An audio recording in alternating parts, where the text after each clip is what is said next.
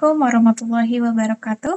Halo, perkenalkan nama saya Novelia Erdiana Parigal. Saya dari jurusan Ilmu Pendidikan, Pendidikan Anak Usia Dini, semester 1 kelas A. Dan saya di sini ingin menjelaskan tentang cloud computing untuk menuntaskan tugas UAS dari mata kuliah Teknologi Transformasi Digital. Oke, saya masuk untuk perkenalan, yaitu cloud computing memiliki bahasa Indonesianya yaitu komputasi awan. Nah, di sini memiliki arti yaitu teknologi mutakhir yang memungkinkan individu dan perusahaan untuk mengakses sumber daya komputasi seperti server, penyimpanan, basic data, dan aplikasi melalui internet. Alih-alih bergantung pada infrastruktur fisik, pelanggan dapat mengakses sumber daya ini sesuai dengan kebutuhan. Nah, mungkin untuk lebih simpelnya, cloud computing ini adalah teknologi yang memungkinkan pengguna untuk menyimpan, mengelola, dan mengakses data serta menjalankan aplikasi melalui internet. Dengan teknologi ini, pengguna tidak perlu perangkat keras atau ruang penyimpanan fisik untuk menyimpan data atau menjalankan aplikasi. Dan untuk layanan ini sendiri hanya memerlukan koneksi internet untuk mengakses layanan ini kapan saja dan di mana saja. Nah, di sini ada 3 metode untuk service model dari cloud computing itu sendiri. Tapi di sini saya akan menjelaskan sedikit tentang model layanan cloud biasanya dibagi menjadi 3 kategori infrastruktur. Adanya infrastruktur as a service LAS atau LAS, lalu yang kedua ada platform as service atau PaaS, dan software as a service atau SaaS. Nah, di sini untuk yang pertama itu adalah infrastruktur as a service atau LaaS, yang di sini ada pengertiannya yaitu sumber daya komputasi virtual seperti server, penyimpanan, dan jaringan melalui internet. Jadi di dalam LaaS ini itu ada server, penyimpanan, dan jaringan melalui internet. Nah, mungkin di sini saya bisa menambahkan contohnya. Contoh layanan LaaS ini sendiri adalah Amazon Web as Service atau AWS dan Google Compute Technic. Saya masuk yang kedua yaitu untuk platform as a service atau PaaS. Di sini PaaS itu sendiri menyediakan platform yang lengkap untuk pengembangan, pengujian, dan penerapan aplikasi tanpa perlu khawatir tentang infrastruktur. Pengembangan dapat fokus pada pembuatan aplikasi, sementara penyediaan layanan cloud mengelola server, penyimpanan, dan jaringan. Contoh layanan PaaS termasuk Google App ini dan Microsoft Azure. Dan yang terakhir untuk software as a service atau SaaS. SaaS memungkinkan pengguna untuk mengakses aplikasi perangkat lunak melalui internet tanpa perlu mengunduh atau menginstal di perangkat mereka. Layanan SaaS sendiri sering digunakan untuk aplikasi bisnis seperti email dan kolaborasi tim. Contoh layanan SaaS-nya itu sendiri Google Workspace dan Microsoft Office 365.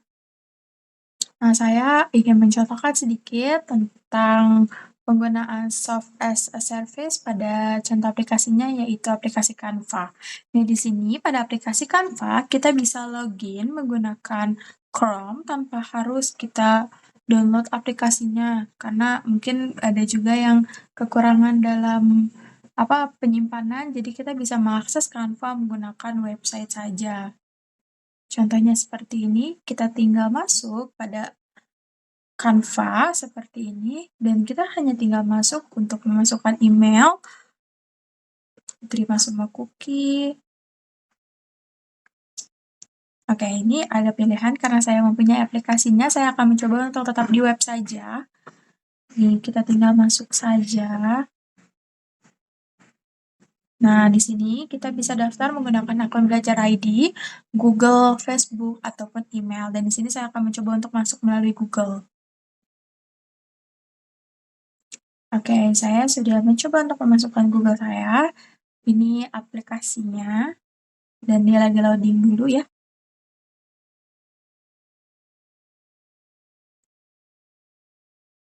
Nah, di sini saya sudah masuk pada aplikasinya. Di sini ada nih kita harus memilih kayak untuk apa kita masuk Canva ini, apakah untuk proyek pribadi, pekerjaan dan bisnis, mengajar atau belajar. Habis itu ada Nirbala. Mungkin di sini saya akan mencoba untuk mengajar atau belajar.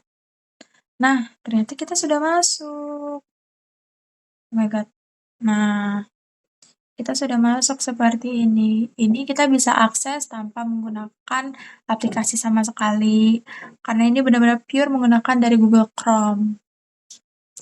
Nah, benefit, ketika kita menggunakan cloud computing atau komputasi awan ini menghasilkan penghematan biaya, skalabilitas, fleksibilitas, dan peningkatan kolaborasi. Organisasi dapat menghemat uang dengan menghindari pengeluaran besar untuk infrastruktur fisik dan hanya membayar untuk sumber daya yang mereka butuhkan. Nah, mungkin ada contoh lainnya lagi, keuntungan menggunakan cloud computing itu untuk pengolahan data lebih optimal, data yang disimpan di cloud dapat diakses kapan saja dan di mana saja. Ini memudahkan kolaborasi tim dan memastikan data tetap aman dan resiko kehilangan akibat kerusakan perangkat. Mungkin aku bisa menggunakan contoh untuk keuntungan ini yang penyimpanan data di mana saja, itu bisa menggunakan dari Google Drive. Nah, di sini saya sedang mencoba membuka Google Drive. Nah, di sini saya mau menggunakan contoh untuk Google Drive. Itu saya menggunakan link dari mata kuliah TTD sendiri. Ini ada linknya, tadi ada di bio yang sudah saya ambil. Lalu kita bisa login menggunakan email. Dan ketika dia terbuka, kita akan diperlihatkan banyak folder. Contohnya seperti makalah, PPT, UAS, dan UTS. Nah, ini padahal saya mengakses menggunakan handphone dan bisa juga mengakses menggunakan laptop yang terpenting hanya menggunakan link. Dan saya bisa membuka dari apa saja yang ada di dalam sini. Tanpa saya harus mengakses menggunakan satu laptop saja atau satu device saja, tapi saya bisa menggunakan banyak akses atau device untuk melihat si Google Chrome ini. Nah, tapi dalam cloud computing ini sendiri mempunyai kekurangan, yaitu meliputi kekhawatiran tentang keamanan data, privasi, dan kepatuhan karena perusahaan harus bergantung pada pemasok pihak ketiga untuk melindungi informasi sensitif. Waktu henti dan kegagalan layanan juga dapat menyebabkan gangguan dalam operasional, terutama bagi perusahaan yang sangat bergantung pada layanan tersebut. Mungkin sebagai contoh itu adalah ketika orang ketiga ini menyebarkan data yang nggak seharusnya disebar ke orang lain, tapi dia menyebarkan dan data itu bisa saja hilang ataupun entah menjadi seperti apa. Dan di sini juga ada kekurangannya yaitu ketergantungan pada koneksi internet karena seperti yang sudah disebutkan tadi, dalam mengakses cloud computing ini sendiri ketika kita menggunakan Google Drive atau Canva itu kan menggunakan koneksi internet dan ketika kita tidak mempunyai koneksi internet itu, kita tidak bisa untuk mengakses si aplikasi itu tersebut. Dan risiko privasi jika data yang disimpan di cloud itu sangat besar karena kalau kita salah menerima atau mengirim, maka data tersebut bisa hilang begitu saja. Lalu yang terakhir ada biaya berkelanjutan untuk layanan langganan di cloud. Karena kalau misalkan kita menggunakan Canva yang ingin mengakses lebih banyak dan lebih bagus, kita kan harus berlangganan dan berlangganan setiap bulan ataupun per tahunnya. Jadi itu kekurangan yang ada di dalam cloud computing. Oke, ini sebagai contoh untuk kekurangannya. Misalkan saya ingin menggunakan yang Rimberio ini, itu kan ada mahkota kuningnya. Itu karena saya tidak berlangganan dengan aplikasi Canva ini. Dan ketika saya menggunakan, saya harus berlangganan dulu. Tuh, dapatkan diskon 50%. Seperti itu. Tetapi, itu berbanding kebalik jika saya ketika saya berlangganan dengan aplikasi Canva, di sini mahkota kuningnya tidak ada, dan mahkota kuningnya menjadi abu-abu, dan ketika saya mengakses itu akan mendapatkan lebih banyak inspirasi. Mungkin bisa saya contohkan untuk yang tadi, yang Rimberio ini. Ketika saya pencet, tidak ada iklan untuk berlangganan, saya bisa langsung masuk. Nah, ketika sudah masuk, saya bisa memperbaiki tulisannya menjadi yang lebih saya mau, dan bisa diakses ataupun di-download. Dan sebenarnya dalam berlangganan ini memang mempunyai banyak kelebihan, yaitu kayak misalkan saya ingin mendownload untuk lebih HD itu bisa, terus ingin berbagi dengan lebih baik itu bisa, dan memang untuk mencari inspirasi itu bahkan lebih banyak. Jadi pada kesimpulannya itu adalah cloud computing atau komputasi awan adalah teknologi yang memungkinkan pengguna untuk menyimpan, mengelola, dan mengakses data, serta menjalankan aplikasi melalui internet. Dengan teknologi ini, pengguna tidak lagi memerlukan perangkat keras atau ruang penyimpanan fisik untuk menyimpan data untuk menjalankan aplikasi.